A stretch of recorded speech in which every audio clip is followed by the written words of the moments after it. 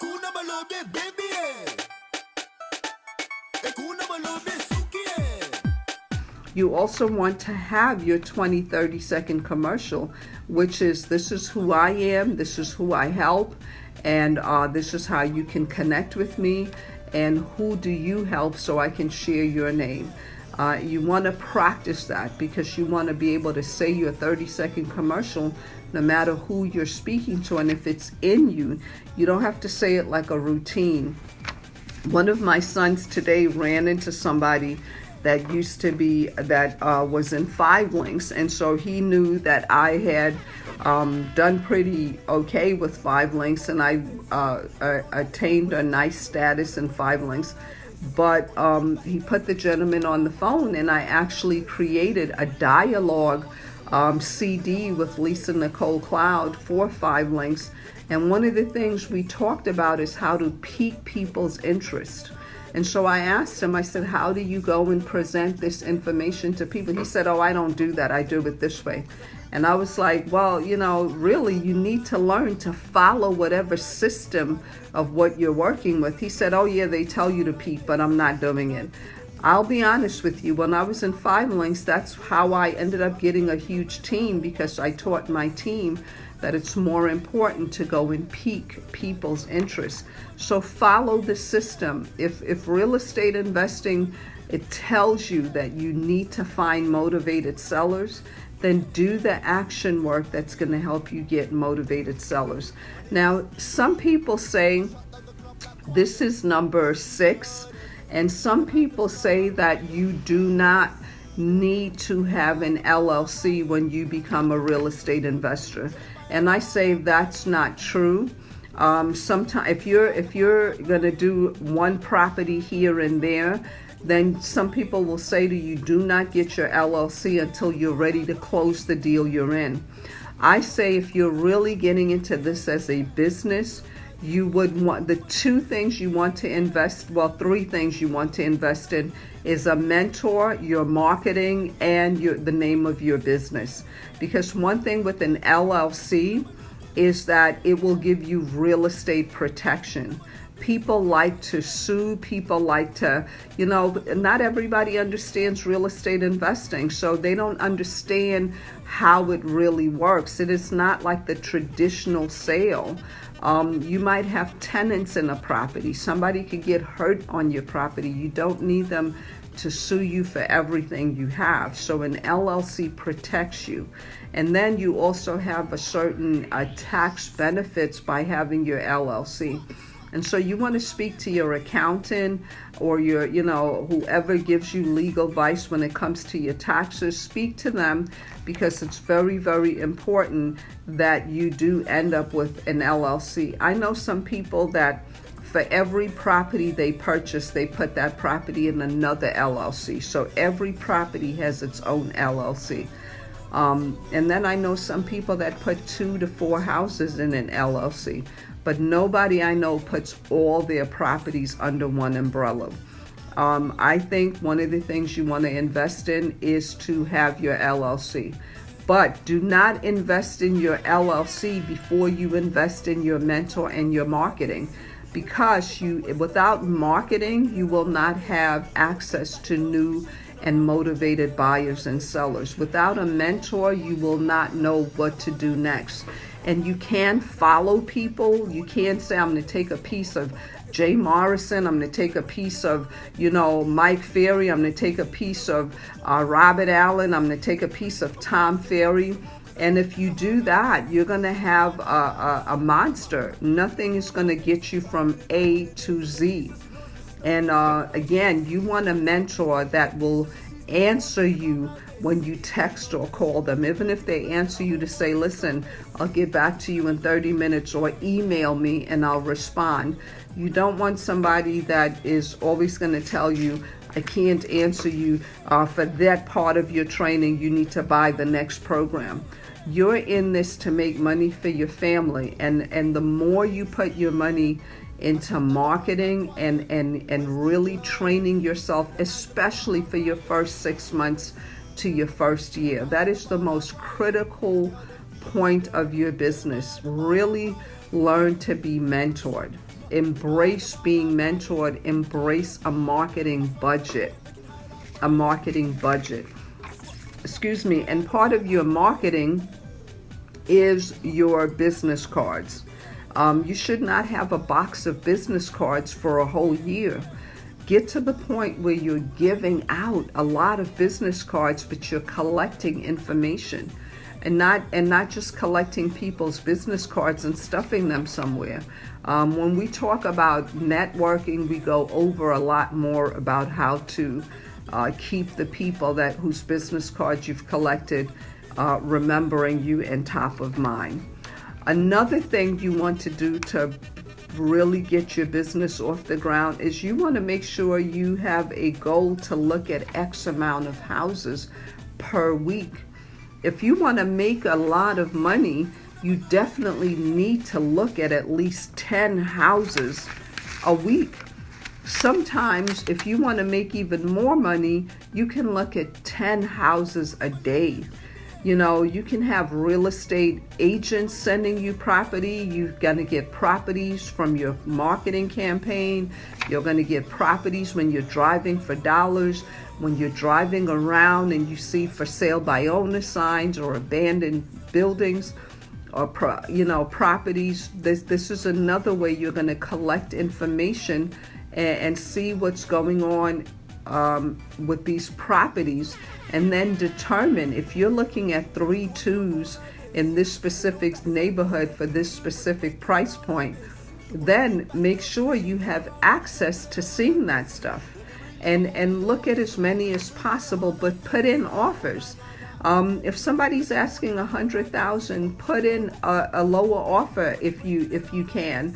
Sometimes if it's a really hot neighborhood, you may want to put in an offer that is full price or over, but you want to make sure you have terms that are going to work for what you're doing. Don't make people an offer and say, I'm going to close in a week if you know it's going to take you 30 days to get the closing. In your real estate business, you want to look at where you are with your own credit.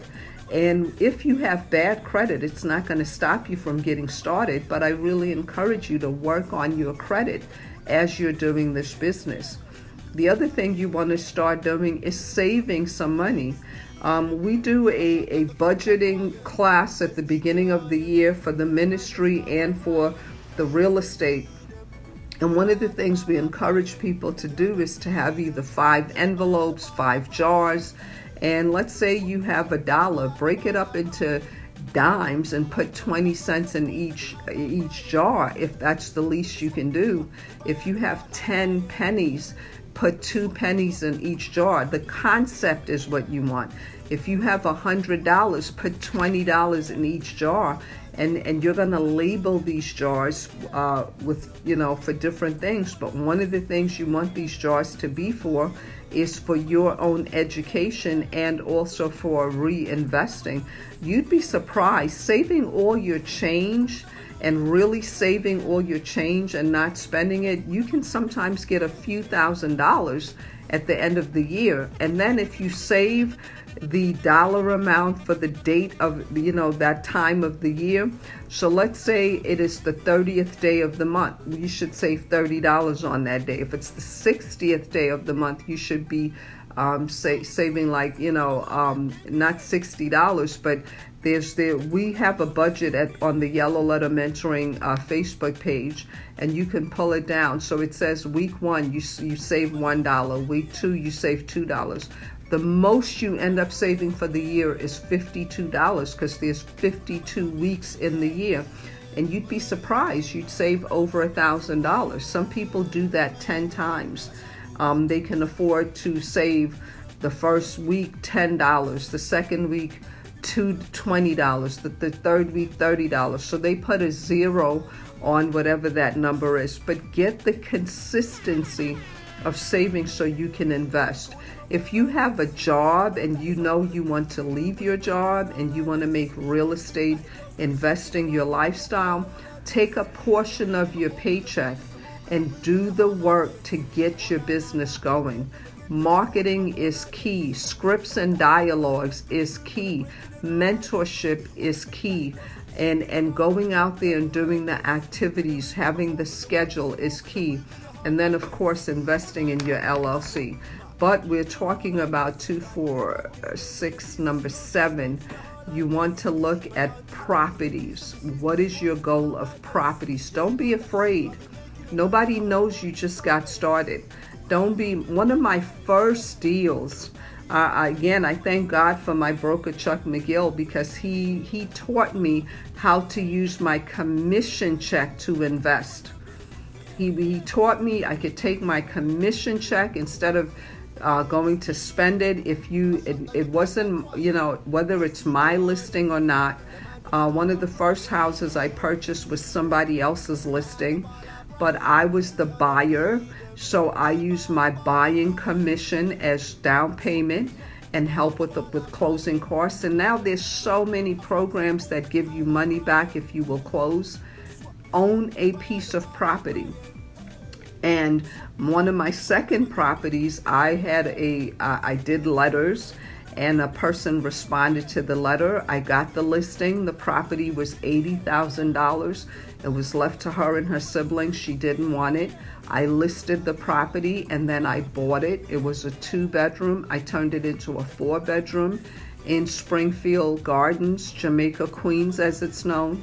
And I used my commission to get the deal done, and I still had money to walk away from the table. So there's so many ways to make this work for yourself, but you've got to look at properties. You've got to make offers, and then you want to put in offers so you can get a contract. You're never going to get properties in contract if you're not talking to motivated sellers, putting in offers, and don't let them talk you into offering something. Learn how to evaluate the property so you can make offers that make sense for you and the network that you have. And this is another reason it's good to have a mentor to help you analyze the property. Now, if you know how to do a lot of this stuff yourself, then you want to put all your time into sitting in front of sellers, marketing so you can be in front of sellers, because that's going to make the difference for you. So look at enough properties so that you can make offers. If you make 10 offers a week, don't be like, oh, I can't make 10 offers. I don't have the down payment for 10 offers. Well, they're not going to accept all 10 offers. And, they'll accept less offers. And then you're not going to go into contract with every single one of them. But if you have nothing in contract, then you have nothing that's going to close. If you have no motivated sellers that you're talking with, then you have nothing that's going to close. You definitely want to make sure that you work on making offers. I always want to leave you with the script. And so one of the things I want to share with you is that if you liked any of the information you got here today, then I would encourage you to like the Yellow Letter Mentoring Facebook page. We upload videos there. We upload, different scripts and stuff like the Yellow Letter Mentoring, I Am a Successful Investor. These things are not child's play. One of the things about having your goals is if you have them written even on a one piece of paper, like, this legal size paper, have 10 goals that you have on there, 10 goals. I want to be a successful real estate investor, and I want to be, make X amount of money per week. I want to make $5,000 per month. I want to make, $10,000. I want to make $2,000 per month. I want to meet one new cash buyer per month. I want to meet one new motivated seller per day. These are goals you want to have and read them. So we have things, and you want to spend time telling yourself, I'm a successful real estate investor. I attract motivated sellers. So download or print the Yellow Letter Mentoring, I Am a Successful Real Estate Investor, and also the marketing quadrant. It gives you different ways you can market, and as always, if you want to set up a get to know you conversation or call, you can do it on the Facebook page, and we'll be alerted that you want to ask us questions about real estate investing. But you can just join it so that you can see some of the things we post and information we put on there. You can also follow me on Instagram at Wendy Lovejoy Trainings. I post sometimes the properties and things that I get. So now let me give you a script for over and above the purchase price. Sometimes you get people that are motivated, but they do not know what to do because they may owe $150,000, but the neighborhood's only selling for $90,000. Well, here is a script that can help you. And one of the things, you want to go through those questions that are on the Yellow Letter Mentoring page. I think it is the seller's lead sheet. You can ask them all that information. Hi, my name is Wendy, and are you the person that owns this property? And you want to ask them, can you confirm the address? You want to ask them can they tell you about the house? How many bedrooms? How many bathrooms? When was it built? Do they have a mortgage? How much are they looking to get for the house? How much work have they done? How much, how much work have they done? Why are they selling now? Are they open to seller financing? Are they open to creative financing? So just ask them that, and no matter what they say, don't say, oh, this deal's not going to work for me. Just say, okay, make a note of it. And I believe in making notes of stuff, because if your business is going to grow, you're going to have a lot of people that you speak to on a daily, and you don't want to confuse people. So having the worksheets that we offer you, you can write the information down, stick them in the folder, and have a day for follow-up. And now all the information you need is on your worksheet. But one of the things you want to say, are you open to selling the house for what you owe? Are you open to that? So they may owe $150,000, but the neighborhood is only worth $80,000. Are you open to that? Some people say, no, I want to sell it for $160,000. I need something to walk away from. If they live in the property, I need money so that I can walk away from this property. So you want to just ask this information. Are you open to selling the property for what you owe? And if they say yes, make a note. If they say no, no problem. Just take a note. Then you still say to them, if I offer you cash and I can get you, I can get you cash and get you what you want, are you open to a 20% discount if we close quickly? And some people will say, no, I have to have all my cash. Some people will say, no, well, I just want to get rid of this property. Again, you're checking their motivation. So the more you ask these questions, and you're not asking in an offensive way, you're asking to collect information. I remember the first time I went to a doctor in New York, and they asked if I use any drugs. This is part of their questionnaire to everybody. It wasn't like, oh, Wendy came in, and so I want to ask her if she gets high. It was on their questionnaire. How much wine do you drink? Do you drink at all? Do you smoke cigarettes? Do you, some questions people ask as doctors is even the amount of sex you have. But they're asking you all this information that could seem offensive, but the more they know how to help you. They know how to help you. So don't feel like you can't ask certain questions. Practice asking these questions so you can become comfortable at asking people, if I were to offer you cash, are you open to a 20% discount? Are you open to a 10% discount? And some people will say, yes, I am open to it, while others will say, no, I'm not. I need all the money, or I know I can't do that. I have to pay the bank. If I don't pay the bank, I'm going to have bad credit. Well, they may not understand a short sale. They may not understand that some banks will take less than you owe and still make your credit look good. But you're just collecting information, and this information helps you to educate the people. Or you can say, I can buy it for what you owe.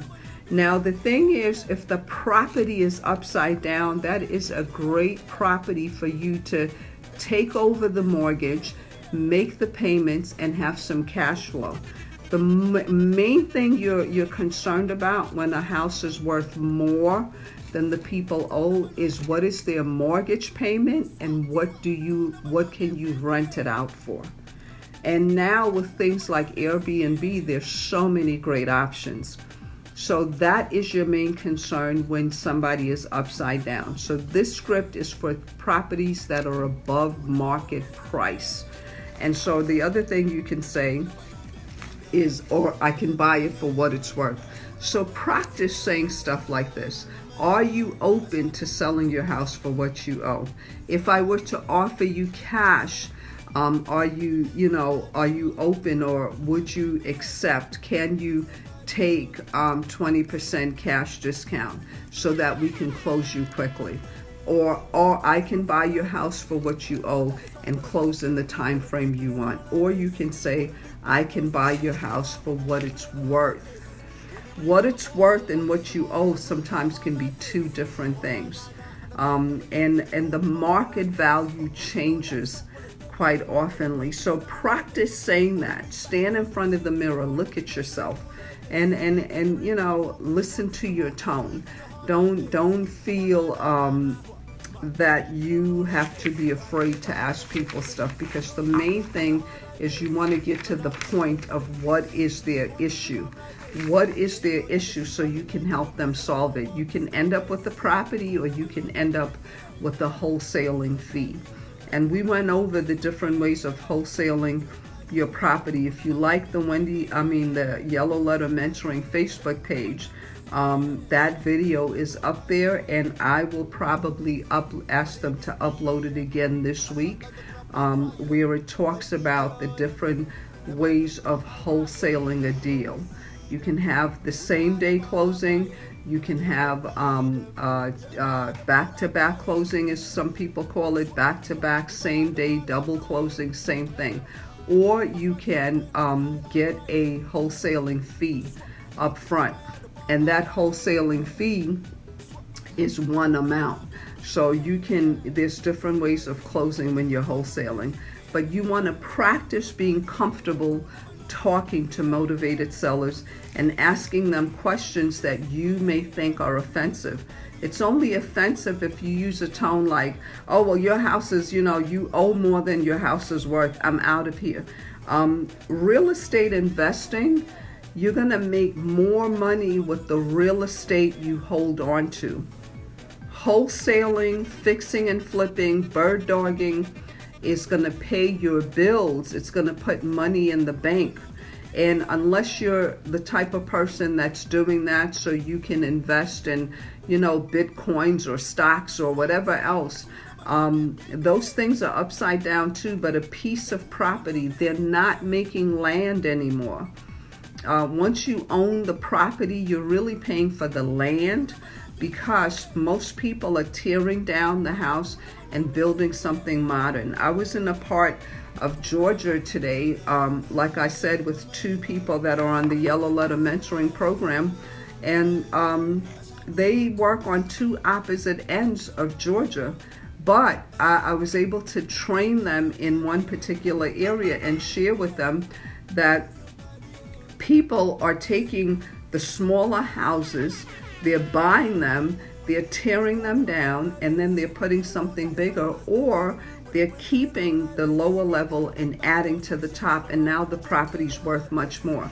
So once you own the property, you really are paying for the land, because the houses change. I was at the Martin Luther King, actually the Smithsonian in DC, and I was looking at the houses people had in the beginning, or people had, slave owners when they first started owning homes. They had little tiny bungalows, and some of them had decent land, and their kids get it, and then the kids may tear down the house or build something bigger or sell the house, and then somebody does that. So you are going to get wealthiest with the properties that you own, unless you're doing, major flips and taking your money. Fixing and flipping will give you more money than wholesaling. Wholesaling will give you more money than being a bird dog. But doing nothing as a real estate investor will give you no money. So I encourage you, get started where you can. And I do a lot of free stuff, but I promise you, I give a lot of free stuff, but you get a lot more when you get connected into one of the programs. So I encourage you to give it a shot, okay? But if not, go over to the Yellow Letter Mentoring Facebook page, like the page, look at some of the trainings we've done in the past, and I am always open to answering your questions. If you leave a question on the Yellow Letter Mentoring Facebook page, if I can help you, I will. And then on Instagram, you can DM me. I'll be happy to answer your questions. And again, don't not get started. If you missed this training, I'd encourage you to listen to it from the beginning to the end, because you definitely want to start your business correctly. And I gave you a few basics. If you do these things, then it'll help you in your business. I can break down each one of these a little bit more, like your schedule, your goals, your LLC, all of those things. But I basically gave you what will get you started, will get you to put your feet into the water, and at least start swimming. And you'll be very happy with the results if you stay consistent. So again, my name is Wendy Lovejoy of the YellowLetterMentoring.com. It is not just about, our program is not just about tell yellow letters wrong. It is not about how to do the yellow letter. It is about how to get to be a real estate investor. And even myself, I have a few mentors, so I'm so excited. Next week, I'll be spending time with my business mentor. And so I promise you, when I get back, our program's gonna move to the next level. And I hope you're a part of it. Mwah! My name is Wendy Lovejoy of the YellowLetterMentoring.com. Talk to you soon. Get started in real estate, okay? Bye.